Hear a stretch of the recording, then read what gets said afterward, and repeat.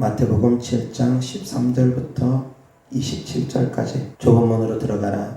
멸망으로 인도하는 문은 크고 그 길이 넓어 그리로 들어가는 자가 많고, 생명으로 인도하는 문은 좁고 길이 협착하여 찾는 자가 적음이라.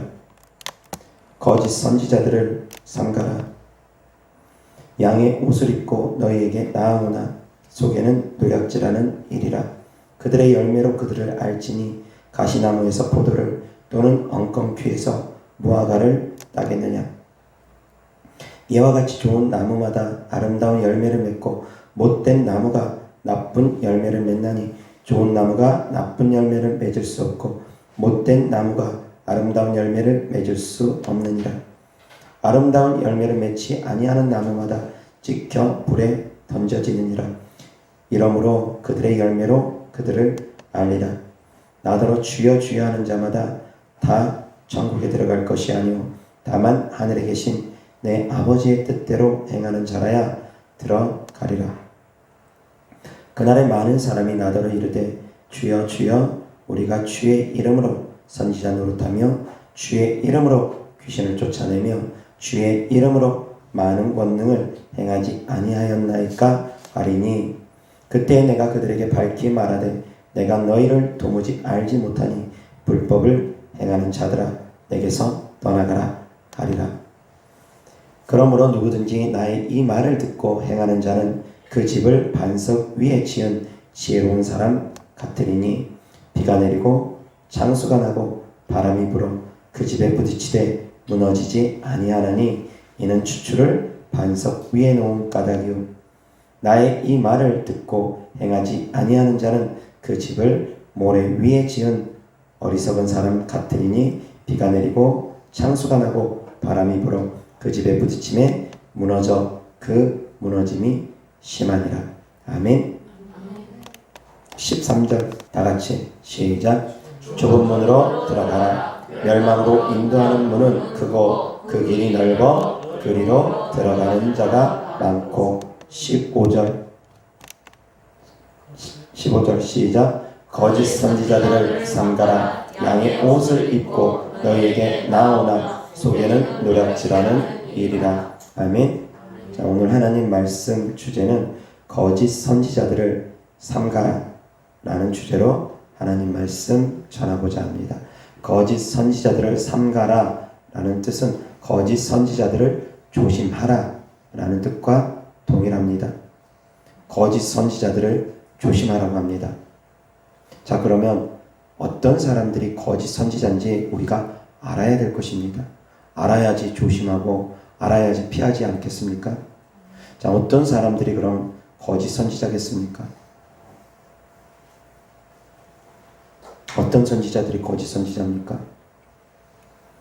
영적으로 무지하고 학문적으로 무지한 분들은 어떻게 해석하냐면 22절 다같이 시작.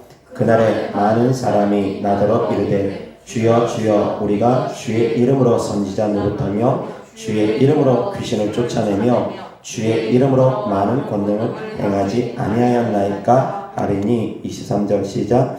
그때 내가 그들에게 밝히 말하되 내가 너희를 도무지 알지 못하니 불법을 행하는 자들아 내게서 떠나가라 하리라. 자, 이 22절을 놓고 영적으로 무지하고 학문적으로 무지한 분들이 어떻게 해석을 하냐면, 귀신 쫓고 병 고치면 거짓 선지자다. 예언하고 귀신 쫓고 병 고치면 거짓 선지자다. 그렇게 가르치는 분들이 있더라는 것입니다. 그렇게 해석하는 분들이 있더라는 것입니다. 제가 말씀드렸습니다. 영적으로도 무지하고 학문적으로도 무지하기 때문이라는 것입니다. 이 말씀이 그 말씀입니까?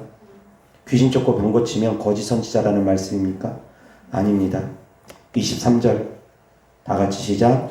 그때 내가 그들에게 밝히 말하되 내가 너희를 도무지 알지 못하니 불법을 행하는 자들아 내게서 떠나가라 하리라. 자, 어떤 사람들이 거짓 선지자라는 것입니까? 귀신 쫓고 병 고치는 것이 불법입니까? 귀신 쫓고 병 고치는 것은 절대 불법이 아닙니다. 절대 불법이 아닙니다. 오히려 하나님께서 기뻐하시는 일이지.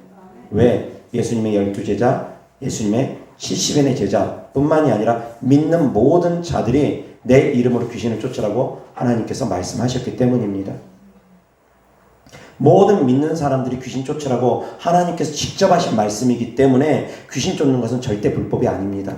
하나님의 뜻을 이어가는 것입니다. 오히려 귀신 쫓는 사람들이 하나님 말씀에 순종하는 사람들이고 귀신 쫓지 아니하는 사람들이 하나님 말씀에 불순종하는 일입니다. 병 고치고 귀신 쫓는 사람들이 하나님의 말씀에 순종하는 사람들이고 병 고치고 귀신 쫓지 않는 사람들이 그들이 바로 하나님 말씀에 불순종하는 사람들입니다. 그런데 이 말씀을 이상하게 해석을 해가지고 귀신 쫓고 병 쫓으면 거짓 선지자다라고 이야기하는 어리석은 분들이 있습니다. 영적으로도 어리석고 학문적으로도 어리석기 때문입니다. 하나님 말씀을 한 구절만 놓고 보니까 그렇다라는 것입니다. 여러 구절을 같이 봐야 되는데 학문적으로도 무지하고 영적으로도 무지하기 때문입니다. 이런 사람들 따라가면 안 됩니다. 자, 이런 사람들은 그럼 어떤 사람입니까? 귀신 쫓고 병 고치는 사람들을 향해서 거짓 선지자라고 말하는 이들은 그럼 어떤 사람들입니까? 막무가내로 무조건 귀신 쫓고 병 고치면 거짓 선지자라고 말하는 이들은 어떤 사람입니까? 성령 해방죄를 짓는 사람들입니다. 밑도 끝도 없이 귀신 쫓고 병 고치면 거짓 선지자다, 거짓 선지자다, 이단이다 말하는 사람들, 그들은 다 성령 해방죄를 짓는 사람들입니다. 자, 그런데 아셔야 될 것은 사꾼 목자랑 거짓 선지자랑 구분해서 알 필요가 있습니다. 사꾼 목자는 어떤 사람이 사꾼 목자입니까? 어떤 사람이 사꾼 목자입니까? 이리가 올 때 양을 버리고 도망가는 사람, 그들이 사꾼 목자라고 했습니다. 자, 이것을 영적으로 재해석을 해보면 사꾼 목자는 사례비를 받고 월급을 받고 일하는 목자입니다. 양이 자기 양이 아닙니다. 월급을 받고 일하는 목자입니다. 그러다 보니까 어려운 일이 오면 언제든지 양이 죽거나 말거나 자기 목숨이 우선입니다. 자기가 우선입니다. 양에 대한 사랑함이 없습니다. 양을 내 양처럼 돌보지 않습니다. 돈 받고 일하니까 그냥 자기가 해야 될 최소한의 일만 합니다. 이 사람들이 사꾼 목자입니다. 그래서 주의 종을 돈 때문에 사역하는 분들 다 사꾼 목자입니다. 돈 때문에 신학교 간 분들, 돈 벌려고 주의 종 된 분들, 명예 얻으려고 주의 종 된 분들, 예전에는 명예를 얻으려고 주의 종 된 분들도 많이 계신 것이 아닐까 싶었는데 요즘은 목사님들의 명예가 하도 땅에 떨어져가지고 명예 때문에 주의 종 된 분들은 없을 거라고 생각을 합니다만, 명예 때문에 주의 종이 됐거나 돈 때문에 주의 종이 된 분들 다 사꾼 목자입니다. 그런데 사꾼 목자도 양은 돌보긴 합니다. 기본적으로는 돌봅니다. 양이 푸른 초장 실 많은 물가에서 먹고 마실 수 있게끔 합니다. 말씀 사역을 합니다. 말씀 사역은 기본적으로 합니다. 사꾼 목자를 할지라도. 그거조차 안 하면 사꾼 목자도 아니니까, 삭스를 팔 자격조차 없으니까, 말씀조차 주의 종이 전하지 않으면 삭스를 어떻게 받겠습니까? 사례비를 어떻게 받겠습니까? 목사님이 단에서 설교라도 해야지. 사꾼 목자가 하는 최소한입니다. 설교는 합니다. 성도님들에게 먹을 거, 마실 거 제공합니다. 하나님 말씀 제공합니다. 그런데 늑대가 올 때, 더러운 귀신 들린 사람이 올 때, 질병 때문에 고통받는 사람들이 올 때 외면합니다. 그래서 영적으로 재해석하면 말씀 사역은 하지만 능력 사역하지 않는 사람들, 귀신 쫓고 병 고치는 능력 사역하지 않는 사람들, 말씀 사역만 하고 귀신 쫓고 병 고치는 사역을 하지 아니하며 사례비만 축내고 있는 사람들, 사례비만 받으면서 양을 돌보지 않는 사람들, 양을 지켜주지 않는 사람들, 양을 위해서 희생하지 않는 사람들, 다 사꾼 목자입니다. 자, 그럼 거짓 선지자는 어떤 사람이 거짓 선지자입니까? 거짓 선지자는 조금 더 깊이 있게 영적으로 들여다보면 거짓 선지자는 능력을 행합니다. 능력을 행합니다. 병 고치고 귀신 쫓습니다. 예언도 한다고 합니다. 은사가 나타납니다. 능력은 나타납니다. 사꾼 목자는 말씀은 있으나 능력이 없다고 했습니다. 말씀은 있으나 능력이 없다고 했습니다. 거짓 선지자는 능력은 있습니다. 그럼 뭐가 없습니까? 말씀. 능력은 있으나 말씀이 없는 사람들이 거짓 선지자입니다. 말씀대로 행하지 않습니다. 자기 욕심대로 능력을 행합니다. 자기 이익을 위해서 능력을 행합니다. 귀신 쫓고 병 고치긴 합니다. 그런데 자기 돈벌이 수단으로 능력을 행합니다. 거저받았으니 거저주지 않습니다. 말씀대로 거저받았으니 거저주지 않습니다. 자기 이익을 위해서 돈벌이 수단으로 예언하고 귀신 쫓고 병 고칩니다. 그리고 또한 자기가 영광을 받습니다. 귀신 쫓고 병 고치는 사역을 하면서 하나님께 영광을 높여드리고 하나님의 사랑을 전하고 하나님의 살아계심을 증거해야 되는데 자기가 영광을 받습니다. 이것이 바로 거짓 선지자입니다. 그런데 거짓 선지자의 유형은 또 두 가지로 나눠집니다. 하나는 아예 예수님을 부인하는 거짓 선지자. 예수님이 육체로 오심을 부인하고 예수님이 우리의 구세주 되심을 부인하고 예수님을 부인하는 거짓 선지자. 이런 거짓 선지자는 아무리 능력이 많이 나타난다 할지라도 적어도 분별을 할 것입니다. 적어도 분별은 성도님들이 다 할 것입니다. 예수님을 부인하면서 능력이 아무리 죽은 사람을 살리는 능력이 나타난다 할지라도 다 거짓 선지자입니다. 그런 사람 쫓아가면 안 됩니다. 지금은 마지막 때이기 때문에 그러한 거짓 선지자들 일어날 수도 있습니다. 설사 그들이 죽은 자를 살리는 권능이 나타난다 할지라도 예수님을 부인하는 사람들은 다 거짓 선지자입니다. 그들을 따라가면 안 됩니다. 구분하기 좋습니다. 예수님을 부인하는 자들. 그런데 두 번째 유형, 거짓 선지자의 두 가지 유형이 있는데 첫 번째, 주님을 부인하면서 능력이 나타나는 거짓 선지자. 두 번째는 그런데 주님을 인정하면서 능력이 나타나는 거짓 선지자는 분별하기가 쉽지 않을 수도 있다는 것입니다. 그래서 능력이 나타나면서 주님을 인정하는 거짓 선지자는 어떻게 분별해야 되느냐? 분별 기준이 무엇입니까? 분별 기준이 무엇입니까? 분별 기준이 무엇입니까? 말씀대로 분별하라고 했습니다. 말씀대로 분별하라고 했습니다. 거저 받았으니 거저 주는지 안 주는지, 능력을 행하고 자기가 그 영광을 가로채는지 안 가로채는지, 그리고 또한 열매가 나타나는지 나타나지 않는지. 말씀대로 분별하는 건 말씀을 거스리는 것들은 다 불법이기 때문입니다. 열매가 나타나는지 안 나타나는지, 이 열매 가운데선 사랑이 있습니다. 그래서 능력은 많이 나타나지만 사랑이 없는 것. 능력은 많이 나타나지만 성도들에게 두려움만 주는 것. 하나님을 사랑하는 사랑함으로 하나님을 사랑해야 되는데 사랑하는 마음으로 하나님을 사랑하는 것이 아니라 지옥 갈까 봐 두려워서 예수님을 믿는다거나 자꾸 두려움을 심어주는 것. 그것도 불법입니다. 두려움을 심어주는 것도 불법입니다. 사랑하는 성도님들은 두려움 때문에 하나님 믿으면 안 됩니다. 두려움 때문에 하나님 믿는 건 아닙니다. 예수님 안 믿으면 지옥 간다고 하니까 그 두려움 때문에 예수님을 믿는다. 시작은 그렇게 할 수 있습니다. 누구라도 시작은 그렇게 할 수 있습니다. 그러나 믿음이 자라나면 하나님을 정말 사랑함으로 하나님을 믿게 되는 것입니다. 하나님의 사랑을 알아갈수록 우리도 하나님을 사랑하게 되어져 있습니다.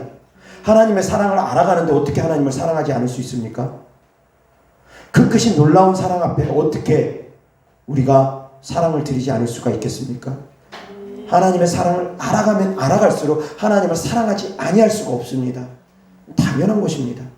처음 시작은 믿음으로 시작하지만 믿음이 성장되어지면 그 믿음은 사랑으로 갑니다. 하나님의 사랑을 알아갈수록 하나님을 믿을수록 하나님을 더 사랑하게 된다는 것입니다. 사랑이 없는 것이 곧 불법입니다. 사랑이 식어진 것이 곧 불법입니다. 축사사역에는 특별히 희생이 필요합니다. 그 희생이 곧 사랑입니다. 축사사역, 돈 때문에 하는 축사사역은 희생이 필요 없습니다. 내가 너 1시간 축사사역 해줬으니까 1시간 만에 대가만큼 나에게 대가를 지불해라. 돈 때문에 사역할 수 있는 것은 사랑이 필요가 없습니다. 이것이 바로 불법이라는 것입니다. 1시간 사역해주니까 100만원 내라.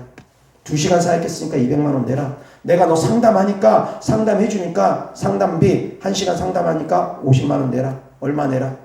그런 분들 있습니다. 상담할 때 상담비 받는 분들도 계십니다. 그런 죄종들이 있습니다. 없는 건 아닙니다. 없는 말 제가 지어서 하는 거 아닙니다. 들은 얘기가 있습니다. 성도님들에게. 무슨 변호사입니까? 변호사가 상담해 줄 때 상담비 받는다고 하는데 그런 식으로 목사님이 상담하니까 상담비 내라. 1시간 사역해 주니까 1시간 사역비만큼 돈 내라. 그런 식으로 사역하는 분들. 그래서 다 거짓 선지자입니다. 깨달을 수 있기를 바랍니다. 불법을 행하는 자들입니다. 사랑으로 행하는 것이 아니라는 것입니다. 대가 때문에 행하는 것이라는 것입니다. 그리고 또한 자기가 영광을 가로챕니다. 자기가 다 영광을 받습니다. 자기가 한 것으로 합니다. 하나님께 영광 높여드리지 않습니다. 다 거짓 선지자입니다. 사랑하는 성도님들은 분별해야 됩니다. 말씀은 있으나 능력이 없는 것 사꾼 목자입니다. 능력은 있으나 말씀이 없는 것 거짓 선지자입니다. 능력만 있고 예수님을 부인하는 것 거짓 선지자입니다. 둘 다 분별할 수 있기를 주 예수 그리스도 이름으로 축원합니다. 제가 좀 극단적으로 명확하게 선을 그어서 말씀을 드렸습니다. 다만 그 중간 지점에 애매모호한 지점에 있는 분들 많이 계실 것입니다. 말씀 가운데 능력은 나타나긴 나타나는데 강한 능력이 아니라 얕은 능력이 나타날 수도 있고 능력은 행하지만 말씀대로 말씀을 가르치지만 말씀을 온전히 순종하지 못하는 단계에 있을 수도 있습니다. 저 역시도 마찬가지입니다.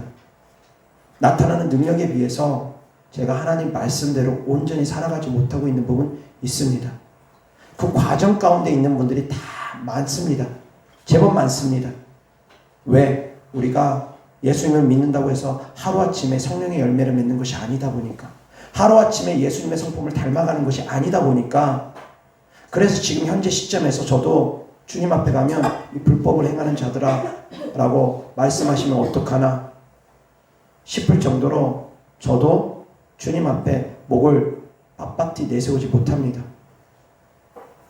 저도 세리처럼 날마다 고백합니다. 주님, 저는 죄인입니다. 저를 용서하여 주옵소서. 날마다 무릎으로 주님께 나아갈 수밖에 없는 심정으로 나아갑니다. 왜? 저도 아직은 온전하지 못하기 때문에. 이 말씀에 주님의 궁휼하심이 없고 이 말씀대로만 비춰진다고 하면 다 사꾼 목자고 다 거짓 선지자가 되어버립니다. 거의 대부분이 그렇습니다. 주님의 궁휼하심이 있어야지만이 우리는 선한 목자가 될 수 있고 사랑하는 성도님들은 그러한 목자를 따를 수가 있습니다.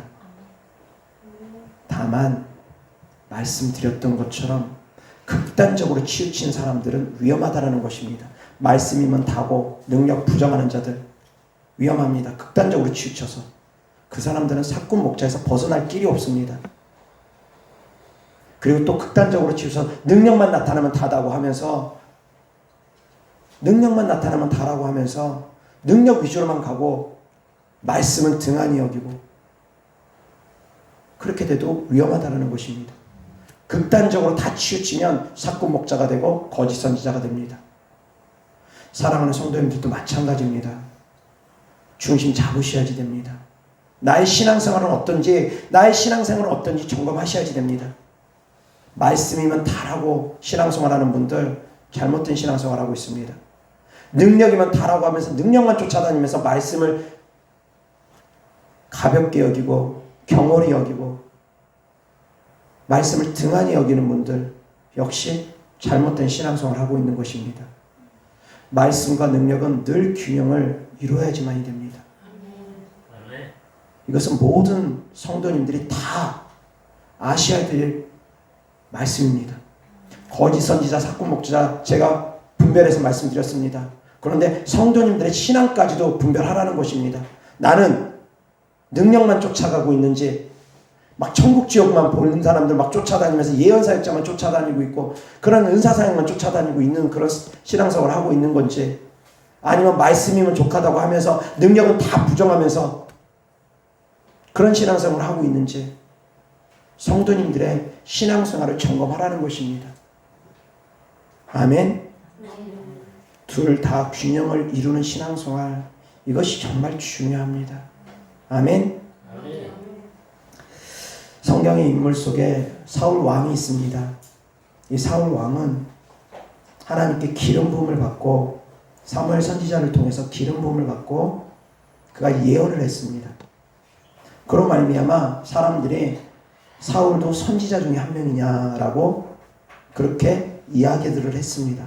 그런데 그 사울 왕이 하나님께 불순종함으로 두 가지 큰 죄를 짓습니다. 두 가지 큰 죄를 짓습니다. 번제를 자기가 드리지 말아야 되는데 사무엘 선지자가 늦게 오니까 번제를 드립니다. 제사장만이 드릴 수 있는 번제를 자기가 드렸습니다. 예배를 인도할 수 있는 권한이 없는 사람이 예배를 드린 것입니다. 예배를 인도한 것입니다. 사무엘 선지자, 사울 왕은 예배를 인도할 번제를 드릴 수 있는 권한이 없었습니다. 그런데 그 권한을 침범해서 예배를 인도했습니다. 번제를 드렸습니다. 첫 번째 큰 죄입니다. 근데 그로 말미암아 주님께서 버렸다라는 메시지는 받았지만 완전히 버림받지는 않았습니다. 그런데 두 번째 범죄가 바로 완전히 하나님의 영이 떠나게 된 계기가 되었습니다. 두 번째 범죄는 무엇입니까? 순종하지 아니한 죄. 순종하지 아니한 죄. 아말렉 군 다 멸하고 어떠한 재물도 취하지 말라고 했는데 양과 소가 좋은 것들이 탐나니까 하나님께 드린다는 명분하에 자기 생각으로 자기 마음대로 하나님께 드리면 모든 것이 다 해결될 줄 알고 자기 마음대로 자기 생각대로 하나님을 믿는 사람, 하나님의 법대로 하나님의 말씀을 따라야 되는데 순종하지 아니하고 자기 생각대로 하나님을 믿는 사람, 순종하지 아니함 때문에 결국 사울 왕은 완전히 버림받았습니다. 하나님의 영이 그에게서 떠나갔습니다. 두 가지 큰 범죄입니다.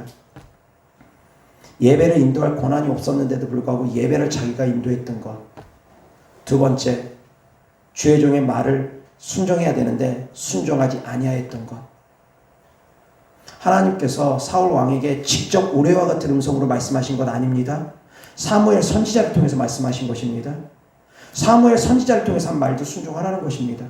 주의 종의 입을 통해서 한 것도 순종하라는 것입니다. 그런데 사울 왕은 순종하지 않았습니다. 순종하지 아니함과 주의 종을 우습게 여기고 예배권을 침해한 것, 이 두 가지. 주의 종의 말에 순종하지 아니한 것, 예배를 침해한 것. 예배 인도해도 된다라고도 하지 않았는데 마음대로 자기가 주일날 단상에 서가지고 예배 인도했다.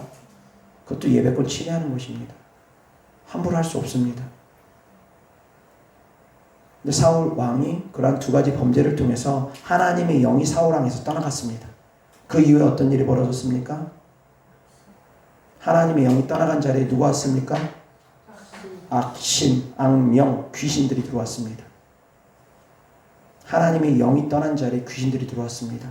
자, 그 상태에서 사울 왕이 다윗을 잡아 죽이려고 계속 쫓아다닙니다. 그 가운데 다윗이 라마 나요시라는 곳에 피해 있었습니다. 그 라마 나요시엔 사무엘이 있었던 곳입니다. 사무엘 선지자가 라마 나요시에 있었습니다. 그곳에 다윗이 피해 있는데 사울 왕이 이제 다윗을 잡아 죽이려고 하니까 군사들을 보냅니다. 3차례 군사를 보냈습니다. 그런데 이 3차례 군사들이 그곳까지 가니까 다 예언만 하고 그냥 돌아옵니다. 이상한 일들이 벌어집니다. 그래서 사울 왕이 자기가 직접 찾아갑니다. 직접 찾아갔는데 어떤 일이 벌어졌습니까? 사울 왕도 그곳에서 예언을 합니다. 그런데 예언하고 있는 형태가 어떠한가 보면은 발가벗고 밤낮 없이 예언하고 있습니다. 어떻게 생각하십니까? 이게 정상적인 예언이라고 보십니까?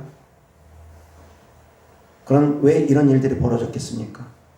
영적으로 한번 해석해 보시기 바랍니다. 왜 이런 일들이 벌어졌겠습니까? 라마나요시라는 곳은 기름 부음이 가득한 곳입니다. 사무엘 선지자가 있는 곳이고 늘 예배드리는 곳이고 라마의 나요시입니다. 라마에 있는 나요시입니다. 그곳이 늘 기름 부음이 있는 곳입니다. 사무엘 선지자가 있는 곳이 늘 성령이 충만한 곳입니다. 그곳에 가면 백성들도 예언하고 돌아오는 경우가 있습니다. 우리 교회 오면 귀신 들린 사람들이 우리 교회에 앉자마자 귀신들이 떠나가는 일들도 종종 있습니다. 그것도 역시 그랬다고 봅니다. 성령의 기름 부음이 있는 곳엔 귀신들도 요동하고 떠나가는 일들이 벌어집니다.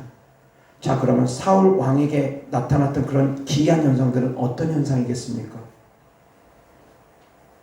이 정도 힌트를 주면은 뭔가 좀 눈치를 채고서 알아맞힐 분이 있을 것 같은데 귀신이 드러나는 현상입니다. 사울 왕에게 악신이 있었습니다. 하나님의 영이 떠나가고 악령에게 지배당하고 있었습니다. 더러운 귀신들에게 포로가 되어 있는 상태였습니다.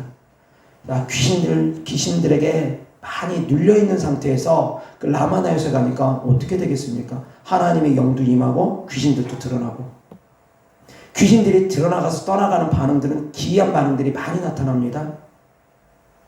그래서 사울 왕에게 나타났던 그런 일들은 기이한 일들이 나타나는 것입니다. 귀신들이 요동하고 떠나가는 반응들 나타나 보니까 옷 벗고 벗어 제끼고 발개 벗고 사무엘 선지자 앞에서 예언한다고 예언하고 있고 근데 이것이 온전한 예언이겠느냐 이겁니다. 온전한 예언이기 힘들 수 있습니다. 왜? 귀신들이 요동하면서 드러나는 반응들이 같이 나타났기 때문에 기름 부음이 임하고 그 사람이 귀신 들림이 심하고 이 두 가지가 충돌이 되면 두 가지가 같이 나타나는 경우가 많습니다. 그런다 보면은 이것이 혼합되어서 예언도 변질되기도 하고 잘못된 경우가 나타납니다. 그래서 예언 사역자가 정말 그 심령이 깨끗해지지 않으면 귀신들이 많이 청소되지 않으면 예언 사역자 가운데 나타나는 예언들이 잘못하면 변질되기도 합니다. 방언 통역도 마찬가지입니다. 그럴 수 있습니다. 자, 이러한 예언도 거짓 예언으로 봐야 되느냐 아니면 참된 예언인데 변질된 예언으로 봐야 되느냐 좀 애매모호하지만 어찌되었건 참된 예언이 들어왔다 하더라도 변질되어서 나타나는 경우 있을 수 있습니다. 사울 왕의 사건이 바로 그것을 이야기하는 것입니다. 사울 왕에게 임했던 기름 부음은 라마나요시에 임했던 기름 부음은 그것은 거짓된 기름 부음이 아닙니다. 참된 기름 부음입니다.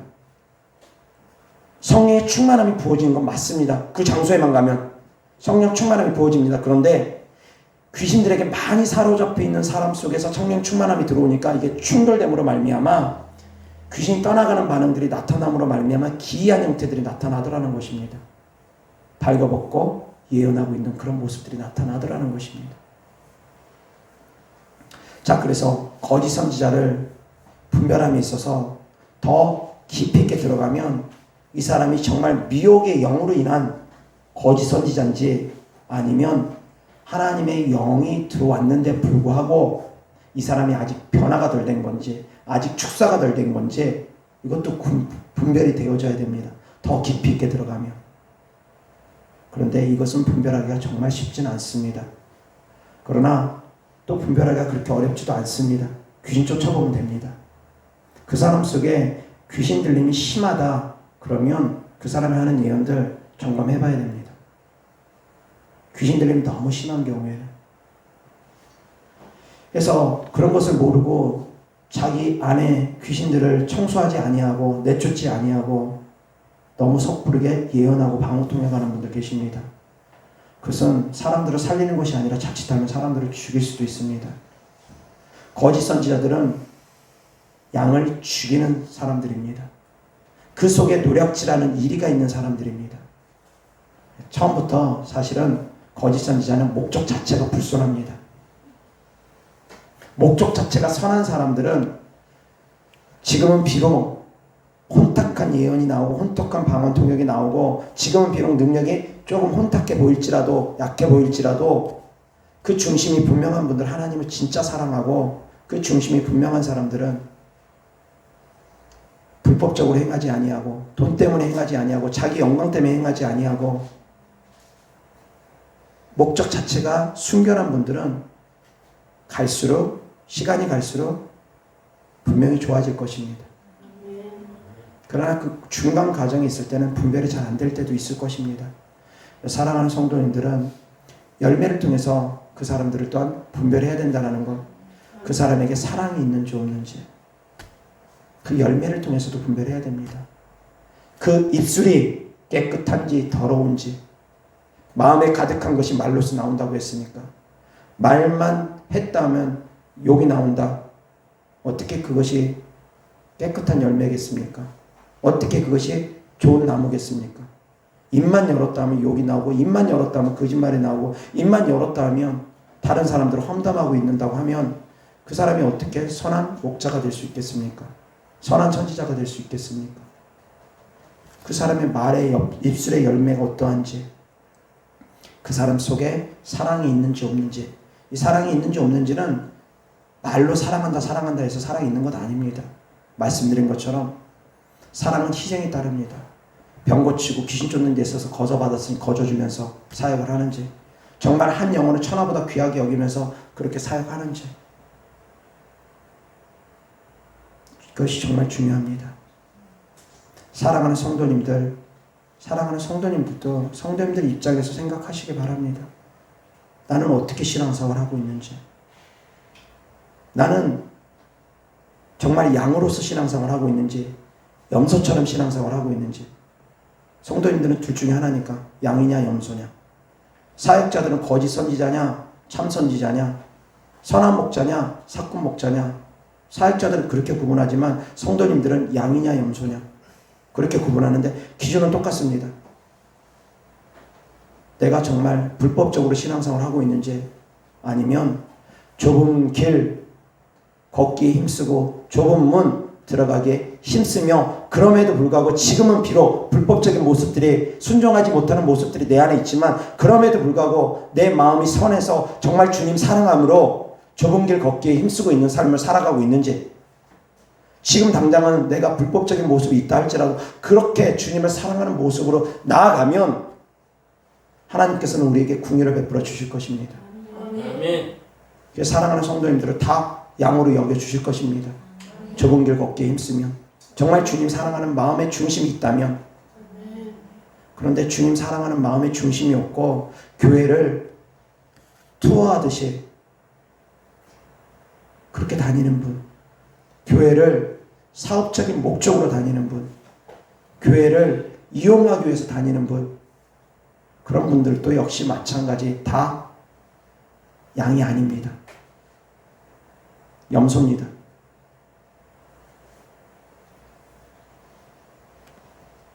교회는 뭔가 얻기 위해서 다니는 곳이 아닙니다. 세상에 속해 있는 종교들은 뭔가 얻기 위해서 그 종교를 얻습니다. 그 종교 생활을 합니다. 비나이다 비나이다 하면서 뭔가 얻으려고 합니다. 복을 비고 재산을 빌고 이것저것 빕니다. 그런데 신앙생활은 그렇지가 않습니다. 드리기 위해서 신앙생활하는 것입니다. 주님께 뭔가 비나이다 비나이다 하기 위해서 복받기 위해서 신앙생활하는 것이 아닙니다. 하나님께서 우리에게 주시는 복은 눈에 보이는 복이 아닙니다. 주로 하나님께서 주시는 복은 보이지 않는 복들입니다. 물론 눈에 보이는 복도 주십니다. 안 주시는 건 아닙니다. 그런데 신앙의 목적은 하나님의 영광을 위해서 우리가 신앙생활을 하는 것이고 하나님께 영광 높여드리는 삶을 살기 위해서 우리가 신앙생활을 하는 것이지 목적 자체가 다릅니다.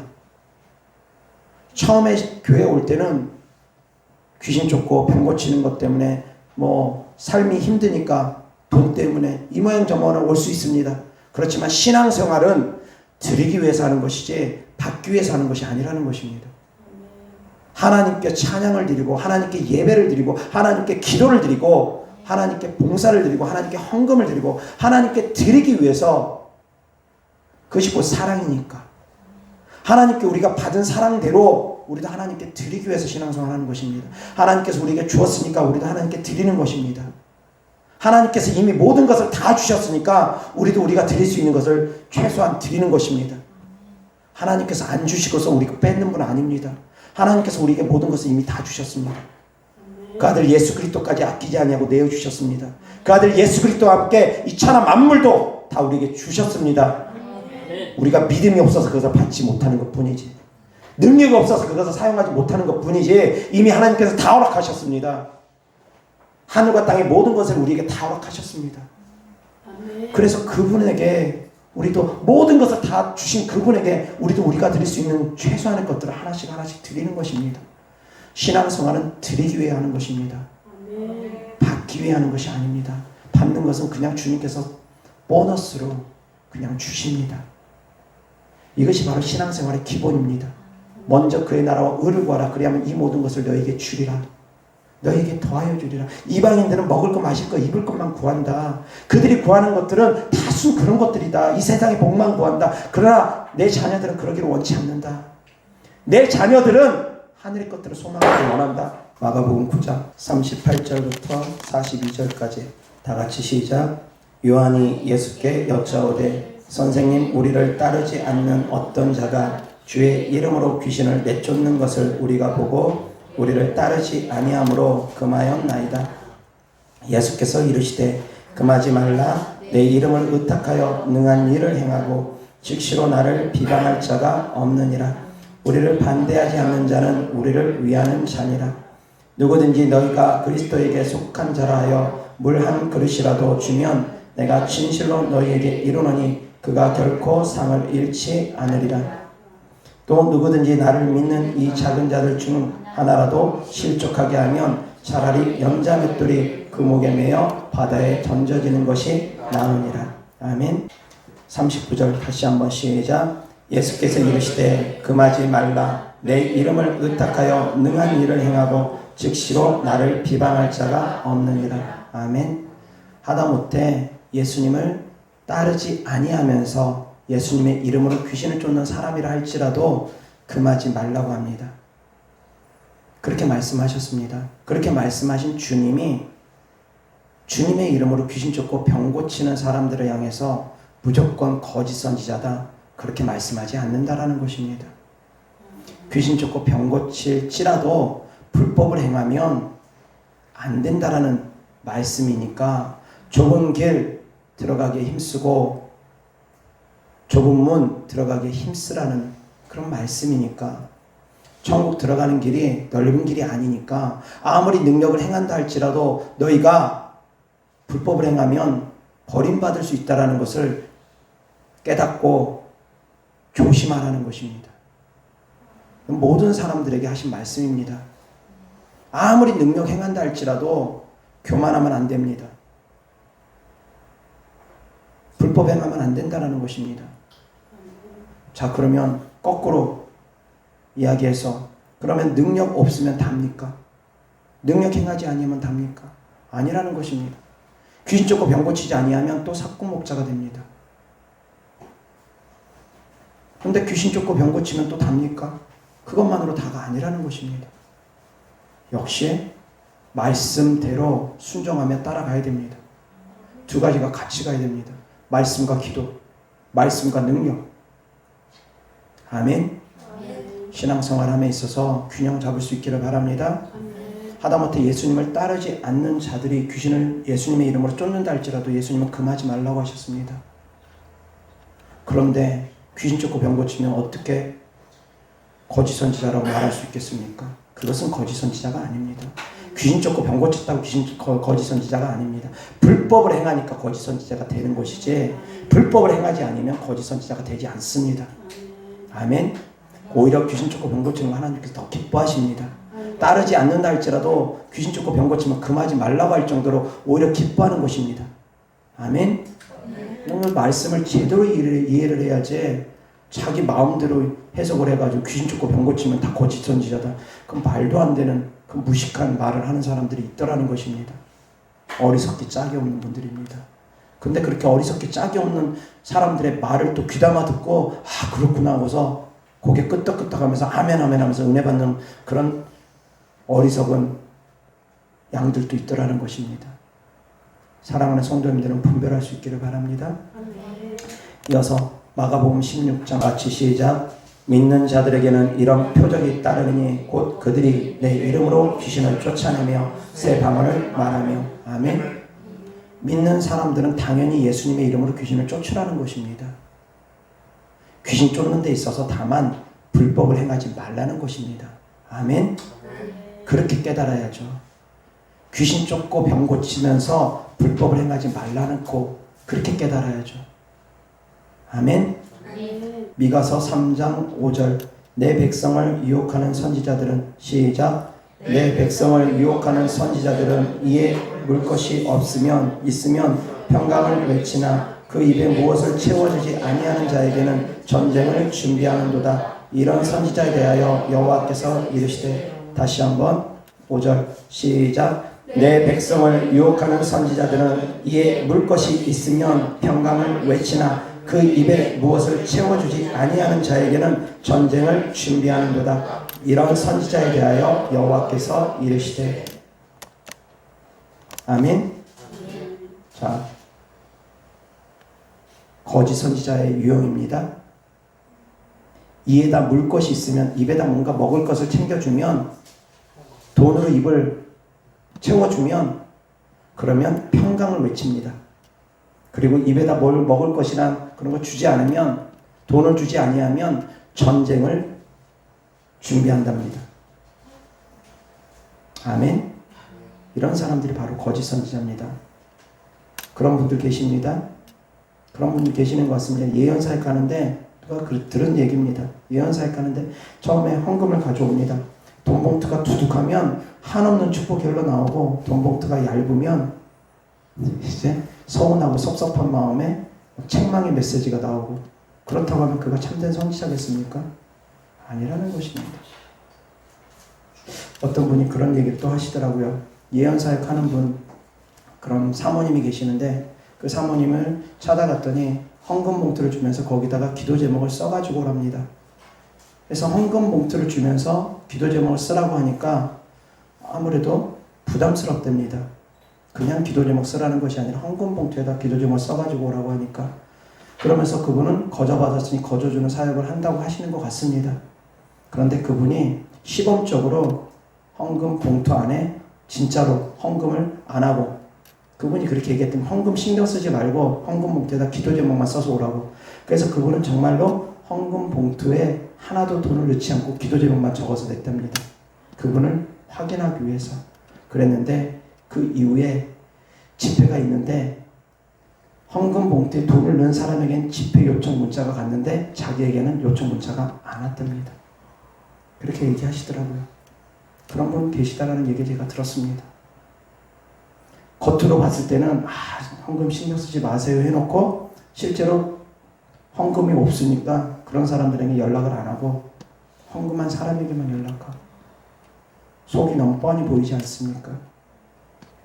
입에 뭔가 먹을 것을 채워주면 축복이 나오고 입에 뭔가 채워주지 않으면 너 전쟁을 선포하고 막 책망의 메시지만 하고 너 그렇게 신앙생활하면 안 된다고 막 그러고 그렇다면 그것이 과연 참된 선지자겠느냐 이겁니다. 참된 예언이겠느냐 이겁니다. 이어서 3장 11절 다 같이 시작. 그들의 우두머리들은 뇌물을 위하여 재판하며 그들의 제사장은 싹을 위하여 교훈하며 그들의 선지자는 돈을 위하여 점을 치면서도 여호와를 의뢰하여 이르기를 여호와께서 우리 중에 계시지 아니하냐. 재앙이 우리에게 임하지 아니하리라 하는도다. 잘못된 모습들이라는 것입니다.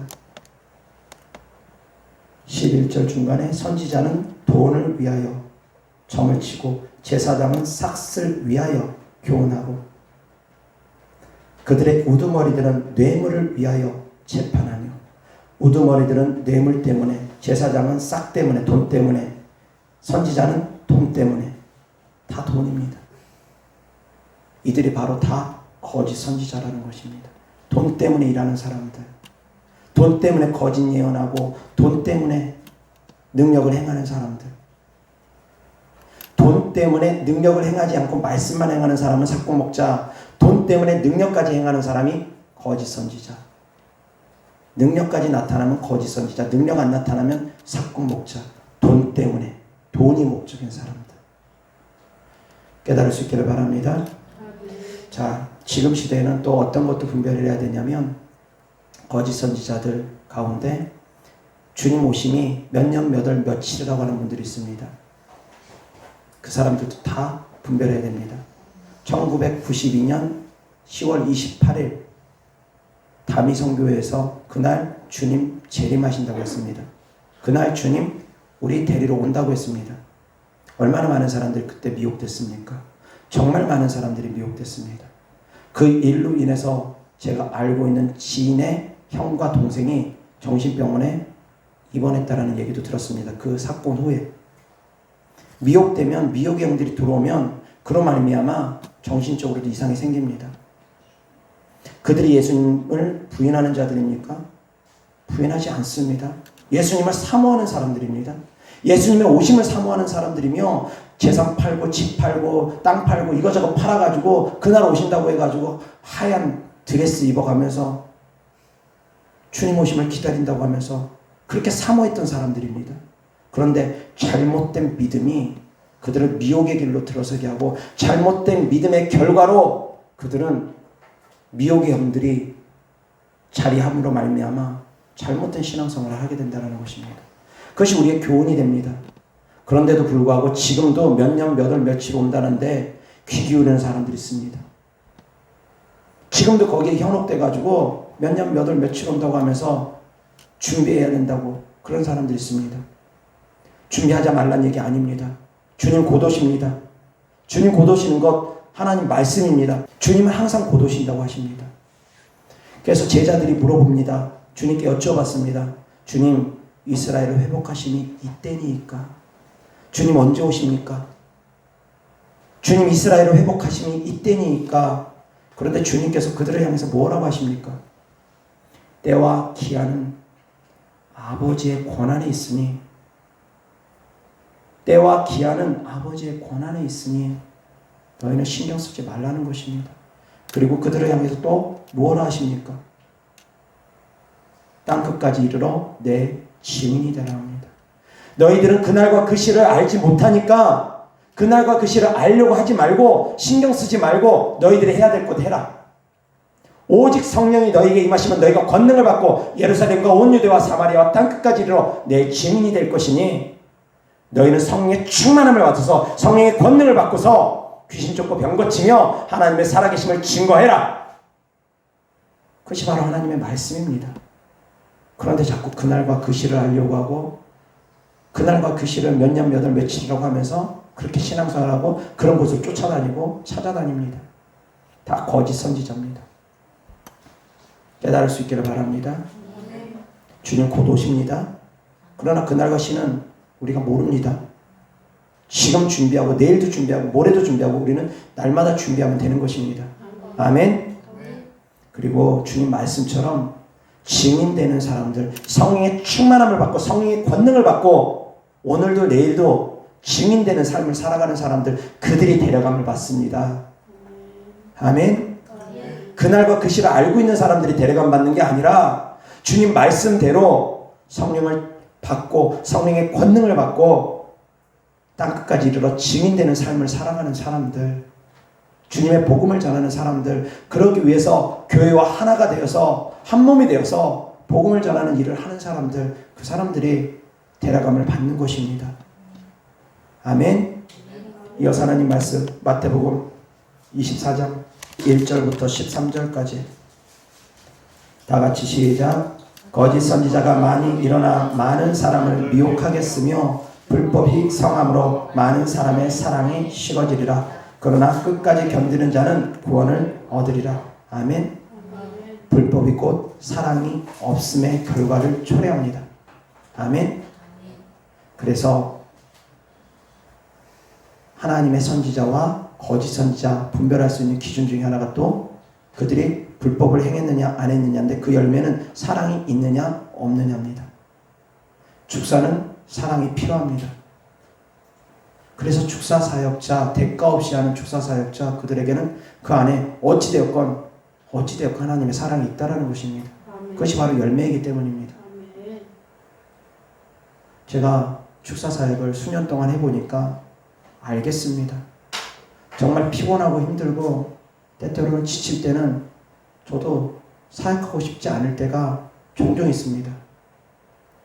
지칠 때가 있습니다. 그런데 그럴 때마다 제 스스로도 채찍질하면서 다시 일어서고 다시 일어섭니다. 도움을 요청하는 사람들에게 어떻게든 제 방법대로 도와주기 위해서 힘씁니다. 그 가운데는 대가를 바라면서 하는 것은 전혀 없습니다. 다만 그들의 하나님의 축복을 받기 위해서 더 큰 응답을 받기 위해서 믿음으로 예물을 심는 경우는 있을 수 있습니다. 그것 또한 이제 말리지는 않습니다. 예전에는 그것까지도 말렸습니다. 계좌번호 알려달라고 해도 계좌번호도 알려주지도 않고 사역한 적도 있습니다. 그러나 지금은 그러진 않습니다.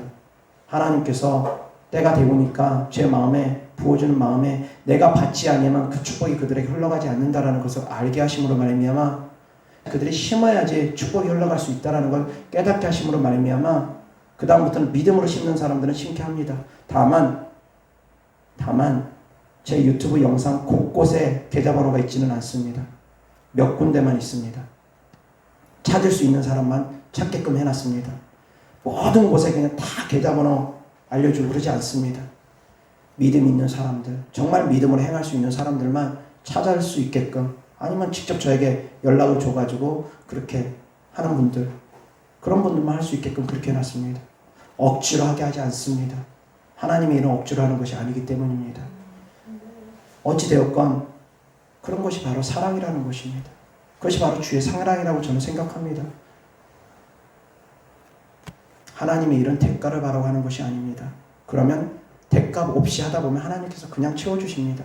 하나님께서 부어주는 축복은 내가 대가 바라지 아니하고 했는데 하나님께서 부어주신 축복은 그건 받아 누려도 되는 것입니다. 그러나 내가 대가를 바라고서 행하면서 받아 누리는 축복은 그것은 바람직한 축복이 아닙니다. 그것은 축복이 아닙니다. 내가 대가 바라서 받은 것들은 그건 축복이 아닙니다. 내가 대가 없이 행할 때 하나님께서 주십니다. 사랑하는 성도님들도 역시 마찬가지입니다. 하나님의 일을 행함에 있어서는 드리는 것입니다. 받는 것이 아닙니다. 이미 주님은 우리에게 넘치도록 다 주셨습니다. 하늘과 땅의 모든 권세를 주셨습니다. 말씀드렸던 것처럼 성도님들의 믿음만큼, 성도님들의 기도만큼 응답되어지는 것 뿐입니다. 성도님들의 믿음이 굳건해지고 기도가 채워지고 기도의 능력이 강해지면 성도님들도 하늘과 땅의 모든 권세를 다 움직이게 될 것입니다. 하늘과 땅을 움직일 수 있게 될 것입니다. 그런 날이 올 것입니다. 하나님과 가까워질수록 하나님께서 우리에게 더 큰 권능을 주십니다. 사랑하는 성도님들, 이 땅의 축복도 하나님은 넉넉히 주시기를 원합니다. 하나님께서는 하나님 마음에 합한 자들에게 한없이 쏟아 부어주기를 원합니다. 그런데 그것을 받아 누릴 수 있는 사람들이 많이 없다 보니까 그들을 하나님께서 찾아보시고 그들을 흔들어 보시고 부어주시는 것입니다. 그래서 하나님의 흔드심에 다 합격할 수 있기를 주 예수 그리스도 때문에 축원합니다. 하나님의 시험에 다 통과할 수 있기를 주 예수 그리스도 때문에 축원합니다. 그럼 하나님께서 많은 것을 맡겨주실 것입니다. 아멘. 이어서 하나님 말씀 마태복음 24장 23절부터 24절 다 같이 시작. 그때 사람이 너희에게 말하되 보라 그리스도가 여기 있다 혹은 저기 있다 하여도 믿지 말라. 거짓 그리스도들과 거짓 선지자들이 일어나 큰 표적과 기사를 보여 할 수만 있으면 택하신 자들도 미혹하리라. 아멘. 아무리 표적과 기사가 강하게 나타나더라도 그런 사람들에게 미혹되면 안 됩니다. 아멘. 표적과 기사가 나타나는 배경에 하나님이 없으면 안 됩니다. 예수님이 없으면 안 됩니다. 그 예수님께 영광 높여드리지 않아도 안 됩니다. 그래서 표적과 기사가 다가 아니라는 것. 다만 표적과 기사 안에 말씀이 있어야지만이 된다는 것. 그렇다고 표적과 기사가 안 나타나면 다다, 그렇게 말해도 안 됩니다. 어느 쪽이건 치우치면 안 된다는 것 명심하시기 바랍니다. 아멘. 이어서 베드로후서 2장 1절 다 같이 시작. 그러나 백성 가운데 또한 거짓 선지자들이 일어났었나니 이와 같이 너희 중에도 거짓 선생들이 있으리라. 그들은 멸망하게 할 이단을 가만히 끌어들여 자기들의 사신주를 부인하고 임박한 멸망을 스스로 취하는 자들이라. 아멘. 주님을 부인하면서 능력이 나타나는 자들 다 거짓 선지자고 다 가짜입니다. 자, 그런데 지금 이 시대에 명백하게 주님을 부인하는 가짜도 있지만 주님을 인정하는 가짜들도 있습니다. 주님은 부인하지 않지만 성령의 능력을 부인하는 자들도 역시 마찬가지입니다. 그들도 다 거짓 선지자들이라 다를 바 없습니다. 주님은 부인하지 않지만 성령의 능력을 부인하는 자들, 성령의 능력을 부인하는 자들, 그들도 역시 거짓 선지자입니다. 좀 더 정확하게 표현하면 능력이 나타나지 않는 사람, 말씀만 있고 능력 나타나지 않는 사람들은 사꾼 목자, 능력은 나타나지만 말씀대로 행하지 않는 사람들은 거짓 선지자. 좀 더 정확하게 표현하면. 그렇지만 어찌되었건 주님을 부인하면서 능력이 나타나도 거짓 선지자, 주님을 인정하지만 성령의 능력을 부인하면서 나타나는 능력이 있다고 하면 그들도 역시 거짓 선지자. 아멘. 뭐 거짓 선지자라고 구분하든 사꾼 목자라고 구분하든 그것이 중요한 것은 아니니까, 뭐 그것 때문에 시험 보고 그런 것은 아니니까 굳이 명확하게 구분은 하지 않아도 됩니다. 그러나 아시라는 것입니다. 말씀에만 치우쳐도 안 되고 능력에만 치우쳐도 안 되고 능력에만 치우치면서 말씀을 무시해도 안 되고 말씀에만 치우치면서 능력을 무시해도 안 되고. 아멘. 이어서 하나님 말씀 요한일서 4장 1절부터 6절까지 다 같이 시작. 사랑하는 자들아, 영을 다 믿지 말고 오직 영들이 하나님께 속하였나 분별하라. 많은 거짓 선지자가 세상에 나왔음이라. 이로써 너희가 하나님의 영을 알지니 곧 예수 그리스도께서 육체로 오신 것을 시인하는 영마다 하나님께 속한 것이요 예수를 시인하지 아니하는 영마다 하나님께 속한 것이 아니니 이것이 곧 적그리스도의 영이니라. 오리라 한 말을 너희가 들었거니와 지금 벌써 세상에 있느니라. 자녀들아, 너희는 하나님께 속하였고 또 그들을 이기었나니 이는 너희 안에 계신 이가 세상에 있는 자보다 크심이라. 그들은 세상에 속한 고로 세상에 속한 말을 하며 세상이 그들의 말을 듣느니라. 우리는 하나님께 속하였으니 하나님을 아는 자는 우리의 말을 듣고 하나님께 속하지 아니한 자는 우리의 말을 듣지 아니하나니 진리의 영과 미혹의 영을 이로써 아느니라. 아멘. 또한 마지막 기준, 또한 가장 중요한 기준, 성도님들이 일일이 다 분별하지 못하면 하나님께 속한 자의 말을 들으면 됩니다. 하나님께 속한 자의 말을 들으면 됩니다. 하나님께 속한 주의 종의 말을 들으면 됩니다. 하나님께 속한 주의 종의 말을 들으면 진리의 영이고 하나님께 속한 주의 종의 말을 듣지 아니하면 그들이 바로 미혹의 영에 붙잡혀 있는 사람이라고 합니다. 아멘. 제가 만약에 하나님께 속한 주의 종이라면 제 말을 듣는 사람들이 진리의 영을 따르는 사람이고, 제가 만약에 하나님께 속한 주의 종이 아니라면 제 말을 듣는 사람들은 미혹의 영에 따르는 사람들이 될 것입니다. 제가 하나님께 속한 사람이냐 속하지 않은 사람이냐, 그건 정말 중요합니다. 하나님께 속한 사람을 또한 어떻게 알 수 있느냐? 말씀대로 행하는 사람, 말씀대로 가르치는 사람, 말씀대로 기사와 표적이 나타나는 사람, 두 가지 답니다. 말씀과 능력이 같이 나타나는 사람, 그들이 바로 하나님께 속한 사람들입니다. 하나님께 속한 사람의 말을 듣는 사람은 진리의 영 받은 사람들이고, 하나님께 속한 주의 종의 말을 듣지 않은 사람들은 미혹의 영에 붙잡혀 있는 사람들이라는 것입니다. 또한 그렇게도 분별할 수 있습니다. 내가 스스로 분별할 능력이 없으면 하나님께서 쓰시는 주의 종의 말을 듣고서 분별하라는 것입니다.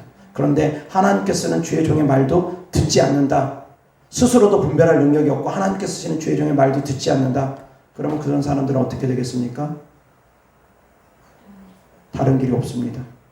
구덩이에 빠지는 길밖에는.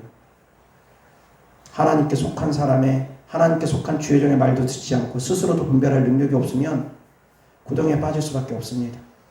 미혹형들에게 빠질 수밖에 없습니다. 사랑하는 성도님들, 둘 중에 하나 분명히 하시기 바랍니다. 내가 분별할 수 있는 능력이 있거나 아니면 하나님께 속한 주의 종의 말을 믿고 순종하고 따르거나.